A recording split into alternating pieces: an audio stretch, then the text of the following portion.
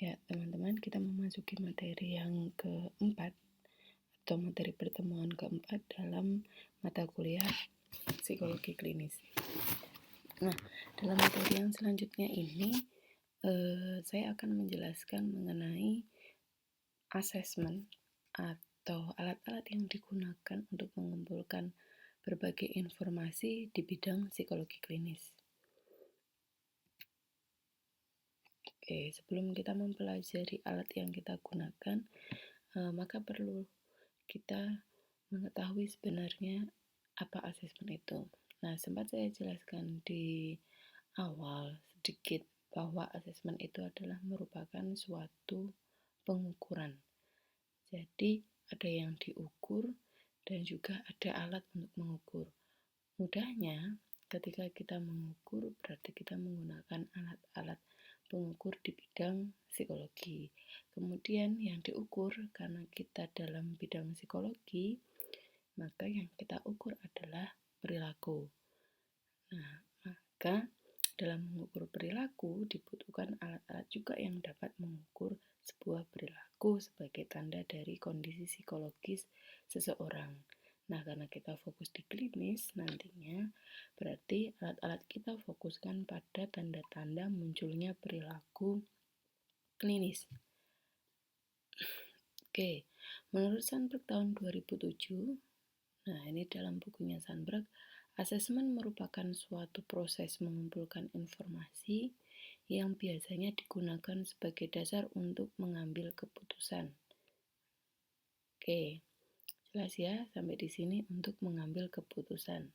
Nah, keputusan ini nantinya akan dikomunikasikan pada pihak-pihak yang terkait oleh orang-orang atau pihak-pihak yang menggunakan hasil dari asesmen yang dilakukan tadi. Sehingga ada suatu proses untuk mengumpulkan informasi berkaitan dengan perilaku seorang klien. Nah, ketika sudah didapatkan informasinya, maka diambil keputusan apa yang terjadi pada klien, kemudian diagnosisnya apa pada klien, kemudian dari diagnosis dikomunikasikan oleh pihak-pihak yang terkait, misalnya adalah keluarganya atau profesi-profesi yang berkenaan. Nah, kemudian ketika sudah mendapatkan, oh ini adalah gangguannya, maka perlu diberikan intervensi atau penanganan yang tepat pada user atau klien yang kita ambil informasinya tadi.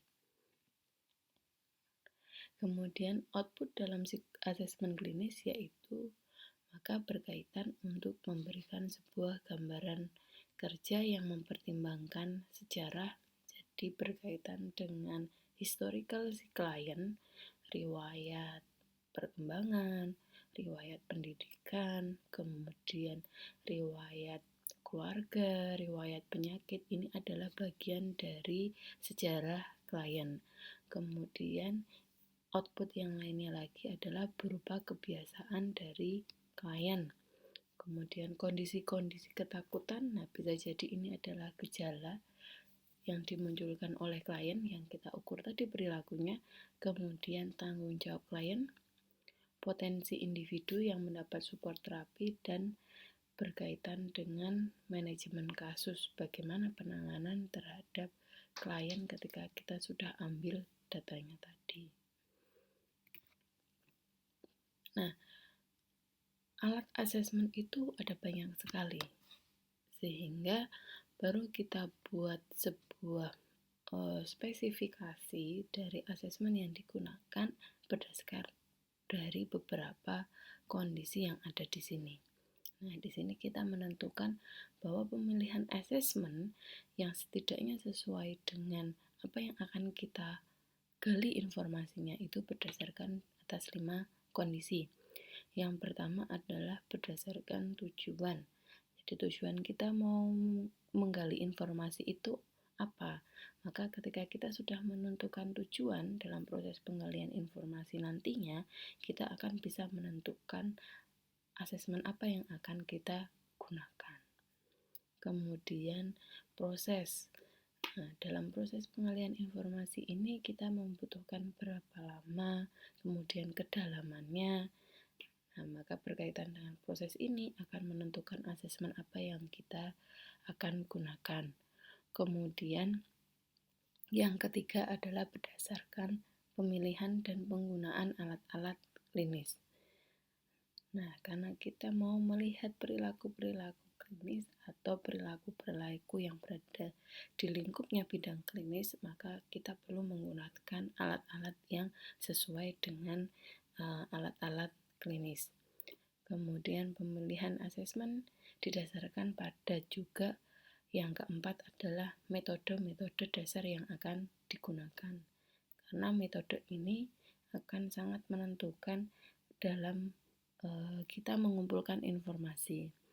Apakah kita menggunakan metode yang cukup dengan melakukan observasi misalnya atau mengamati, atau kita butuh mendapatkan kedalaman lagi, maka butuh sebuah asesmen wawancara misalnya.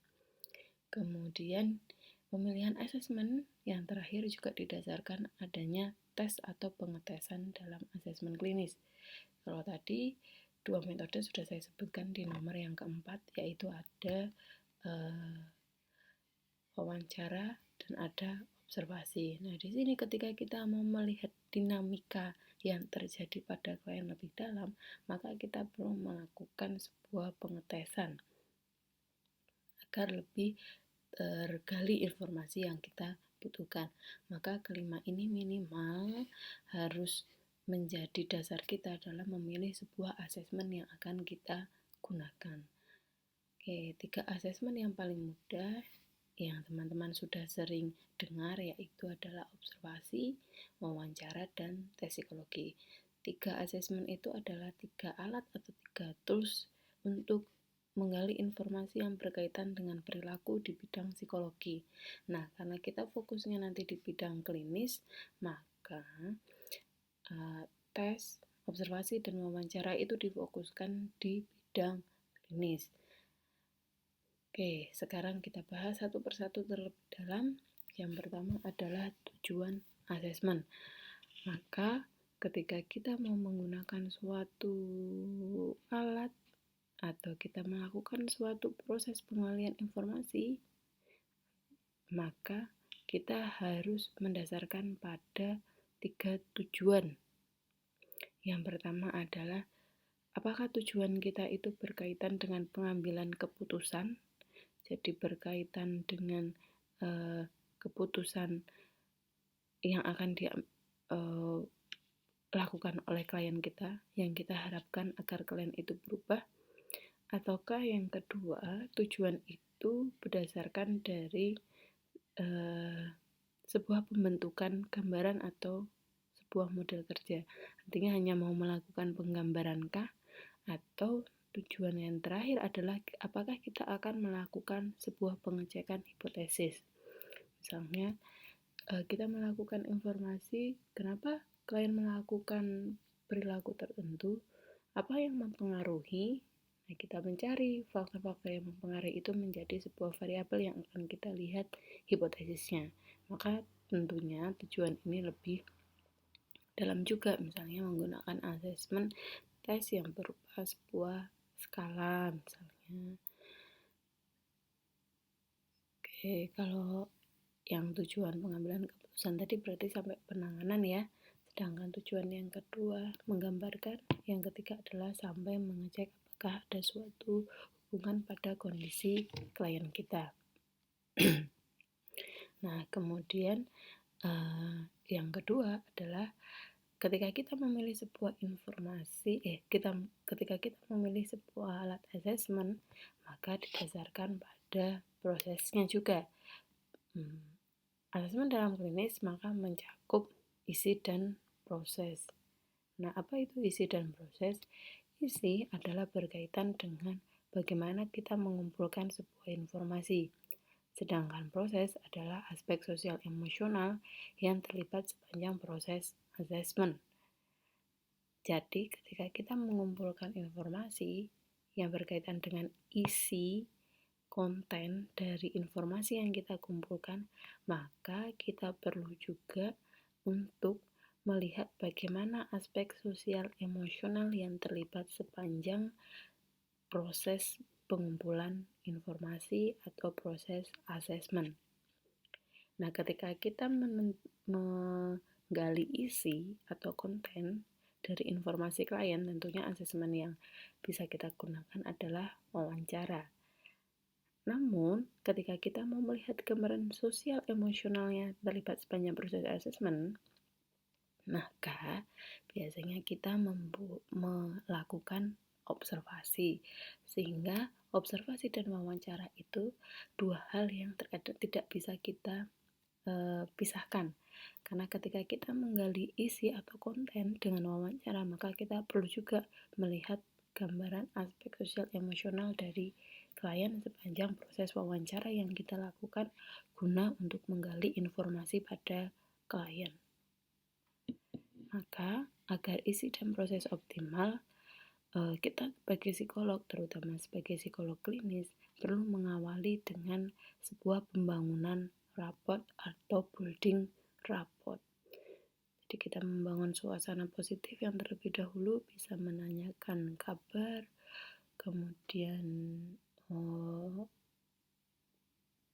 kondisi saat ini, misalnya aktivitasnya, kemudian sebelum bertemu dengan kita, aktivitas apa yang dilakukan oleh klien itu adalah serangkaian proses untuk membangun atau untuk building rapport. Artinya berarti dari proses ini kita bisa membayangkan asesmen apa yang akan kita gunakan untuk mengumpulkan informasi dari klien kita. Nah, dalam proses asesmen maka di sini melibatkan alat yaitu observasi, wawancara, tes, kemudian dapat juga dilakukan mereview sebuah arsip atau dokumen tertentu, misalnya buku harian, raport, catatan medis, dan lukisan. Tentunya ketika kita mereview tergambar juga bagaimana gambaran emosionalnya, gambaran sosialnya. Ketika buku harian misalnya dia banyak menuliskan mengenai kondisi teman-temannya, maka bisa kita gambarkan kondisi aspek sosialnya. Di raport, misalnya berkaitan dengan raport ketika dia sekolah, maka kita sebenarnya bisa menggambarkan riwayat pendidikan pada klien. Nah, riwayat pendidikan ini biasanya kita juga gunakan untuk menggambarkan aspek kognitif yang ada pada diri klien. Catatan medis ini biasa kita gunakan sebagai riwayat-riwayat penyakit terdahulu, karena tadi di awal bahwa penggalian kita berkaitan dengan sejarah klien, maka ada riwayat penyakit terdahulu, riwayat pendidikan, kemudian riwayat sosial, dan riwayat keluarga. Nah, dalam asesmen yang akan kita gunakan di bidang klinis, maka wawancara yang dilakukan adalah wawancara klinis. Poin penting yang membedakan wawancara klinis dengan wawancara lainnya adalah pada wawancara klinis, di akhirnya ada sebuah kesepakatan untuk bekerja sama demi kebaikan klien. Nah, kerjasama ini adalah berupa penanganan atau intervensi pada klien. Jadi ada sebuah rangkaian proses selanjutnya ketika kita sudah menggali data berkaitan dengan informasi pada klien. Jadi poin penting perbedaannya adalah wawancara biasa dengan wawancara klinis adalah setelah selesai dilakukan wawancara, maka ada rangkaian proses yang akan dilakukan selanjutnya. Nah, rangkaian proses ini adalah berkaitan dengan kebaikan atau agar kondisi klien itu lebih baik dari kondisi yang sebelumnya. Maka proses ini biasanya adalah sebuah penanganan atau intervensi. Setelah kita melakukan observasi dan wawancara serta tes psikologi, maka psikolog dapat menyusun sebuah laporan. Nah, laporan ini yang nantinya akan kita komunikasikan, akan kita infokan pada pihak-pihak yang terkait, baik itu keluarga ataupun profesi-profesi yang terkait dalam proses penggalian informasi kita. Misalnya ketika kita di rumah sakit jiwa, yang butuh mendapatkan data juga adalah perawat, karena berkaitan dengan bagaimana perawat akan menangani kondisi klien dalam rangka untuk mendapatkan kondisi klien yang lebih baik. Kemudian di sini adalah alatnya, bahwa poin yang ketiga tadi yang berkaitan dengan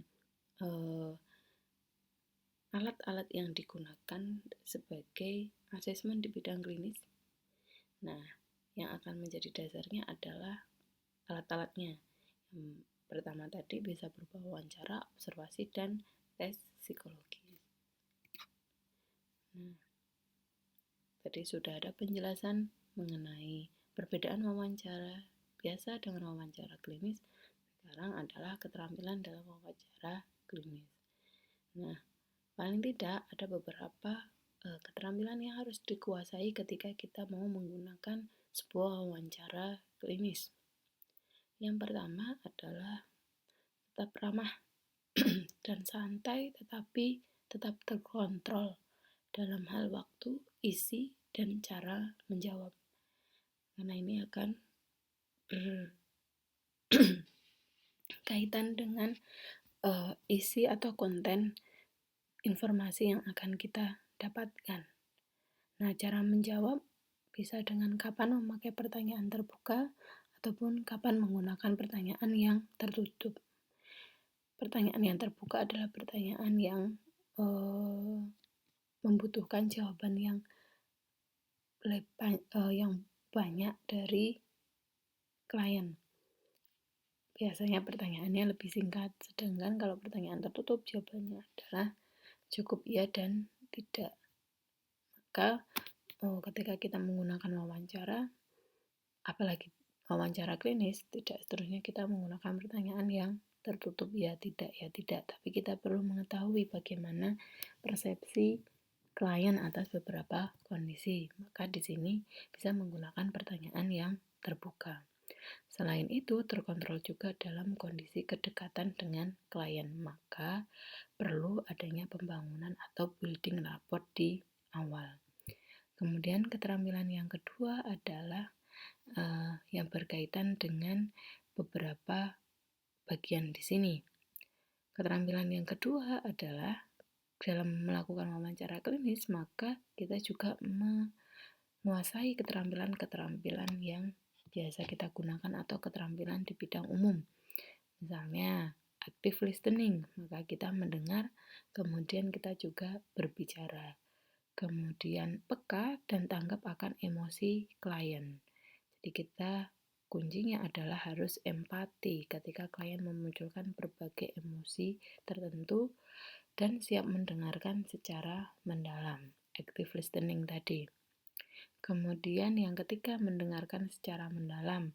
Artinya tidak hanya sekedar mendengarkan kontennya, tapi teman-teman perlu juga mendengarkan kata-kata yang dimunculkan, pikiran-pikirannya, biasanya berupa ide-ide yang dimunculkan, perasaannya, bagaimana makna pribadinya, dan bagaimana bahkan makna yang ada di alam bawah sadarnya. Maka untuk lebih mendalami keterampilan ini, teman-teman perlu belajar kembali teorinya Carl Rogers yang sudah teman-teman ajari dalam teori kepribadian mungkin, ataupun yang sudah teman-teman pelajari dalam psikologi dasar. Nah, dibuka lagi kembali catatannya berkaitan dengan Carl Rogers. Kemudian keterampilan yang selanjutnya adalah sikap tidak menghakimi. Karena di sini menurut Carl Rogers, ketika kita melakukan wawancara adalah semua orang itu dalam kondisi yang ajaib, menakjubkan, dan dalam kondisi yang luar biasa. Maka tidak sehendaknya kita melakukan judgement terhadap statement-statement yang dimunculkan dari klien. Maka pelajari kembali materi Calwatchers dalam menggunakan asesmen yang berupa wawancara. Nah, selain keterampilan umum, maka perlu juga kita menguasai keterampilan wawancara khusus. Nah, keterampilan wawancara khusus di dalamnya ada beberapa yang harus diperhatikan. Yang pertama adalah keterampilan dalam memparafrase. Apa itu memparafrase? Memparafrase merupakan mengulang dan merangkum pernyataan klien. Jadi ketika kita melakukan wawancara untuk mengecek apakah yang kita tangkap itu sudah sesuai dengan apa yang dimaksudkan oleh klien, baru kita lakukan parafrase, mengulang kemudian merangkumnya. Oh, jadi apakah betul tadi Bapak menyampaikan bahwa sebenarnya Bapak itu merasa sedih ketika Bapak ditinggal oleh X misalnya. Kemudian keterampilan khusus yang kedua adalah berupa refleksi perasaan. Nah, ini kita mengkonfirmasi perasaan yang dimunculkan oleh klien. Apakah sesuai yang dengan kita tangkap? Oh, saya lihat Bapak merasa bahagia ya. Nah, bahagia itu adalah gambaran dari perasaan yang dimunculkan oleh klien yang terkadang dalam isi atau konten wawancara itu tidak muncul, tapi dari ekspresi itu dimunculkan, sehingga perlu kita refleksi. Kemudian yang ketiga adalah pengecekan persepsi. Menchecking pernyataan klien agar satu persepsi dengan kita. Jadi sebenarnya pengecekan persepsi tadi salah satu tekniknya bisa dengan menggunakan parafrase juga. Kita mau checking apakah sudah sesuai dengan apa yang kita tangkap dari apa yang dibicarakan oleh klien. Kemudian wawancara khusus juga berupa keterampilan adalah kita peka terhadap perbedaan perilaku, pikiran, dan perasaan. Karena kadang apa yang didengar itu berbeda dengan laporan hasil pemeriksaan klien, maka kita perlu peka terhadap perbedaan-perbedaan berkaitan dengan kondisi kognitif atau pikiran, emosi atau perasaan, dan perilakunya.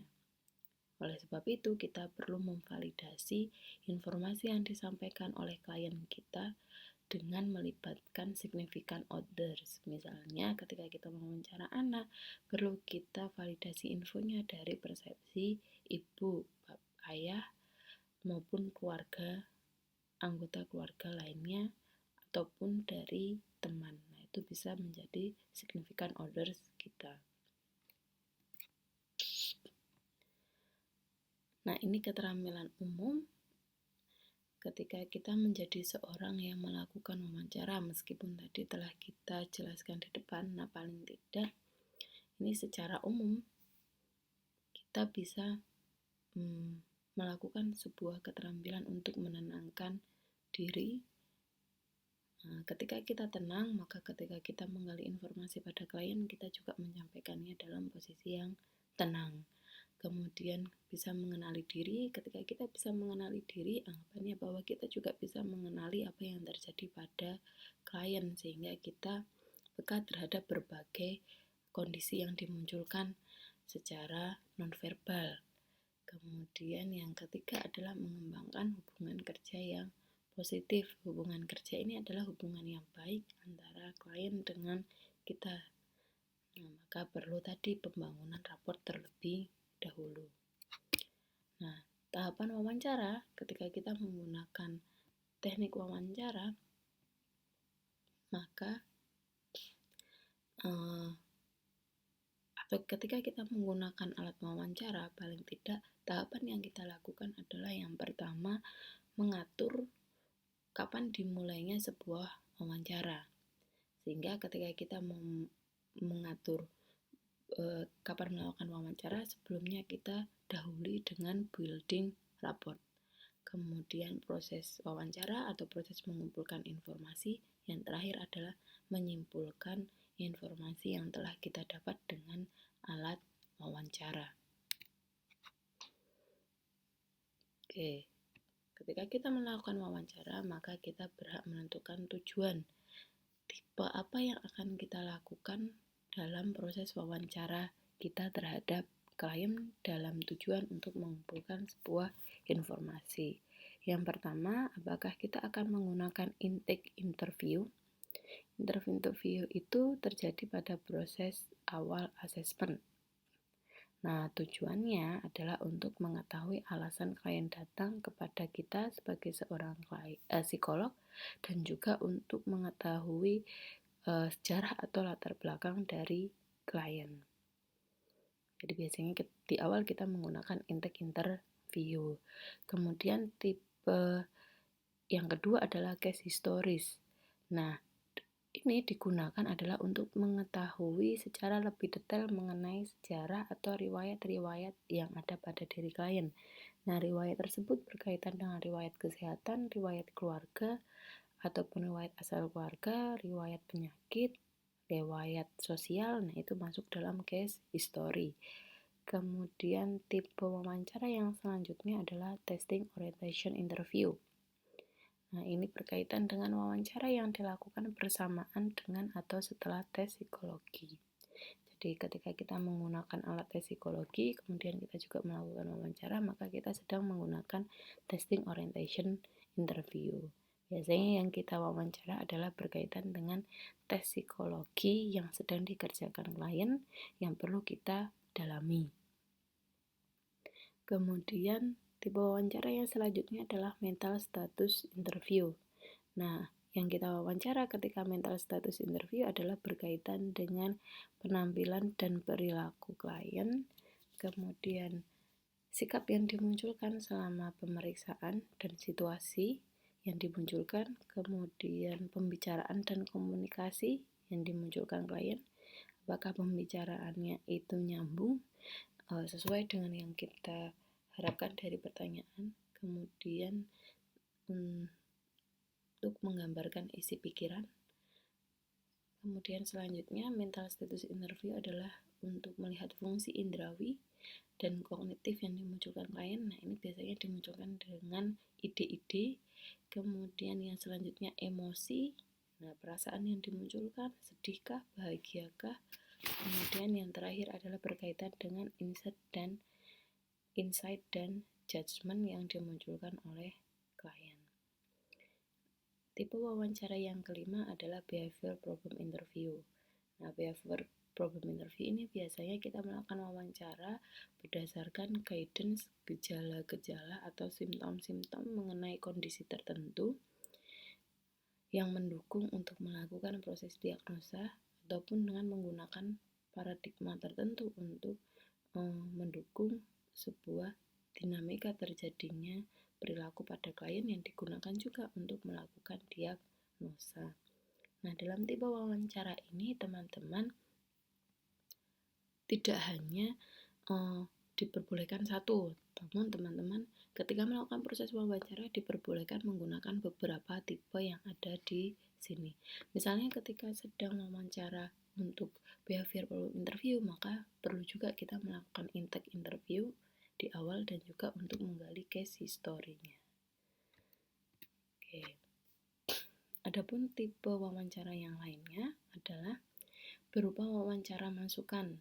Nah, ini tujuannya adalah untuk menentukan apakah kita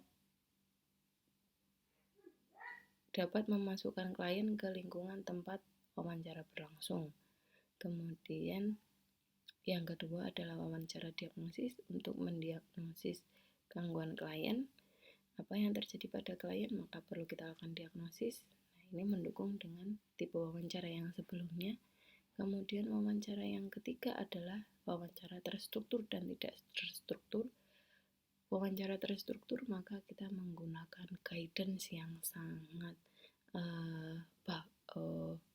baku, artinya yang kita tanyakan sesuai dengan guidance yang kita buat terlebih dahulu. Sedangkan wawancara tak struktur biasanya kita membuat guidance atau garis besar, tapi pertanyaan bisa kita perluas sesuai dengan kondisi ketika kita sedang melakukan wawancara. Sedangkan yang keempat adalah wawancara krisis. Nah, di sini merupakan sebuah jenis khusus dalam wawancara klinis dan unik untuk melihat sejauh apa atau untuk melihat sampai pada aspek penilaian. Tidak hanya berkaitan dengan penilaian yang nampak, tapi berkaitan dengan lebih dari sekedar penilaian. Biasanya ketika klien memunculkan judgement, maka aspek-aspek apa yang juga dimunculkan klien ketika sedang melakukan penilaian terhadap wawancara yang kita lakukan atau berkaitan dengan pertanyaan yang kita lakukan. Maka kondisi apa yang menyertai pada klien ini kita masukkan dalam wawancara krisis. Nah, ini adalah paling tidak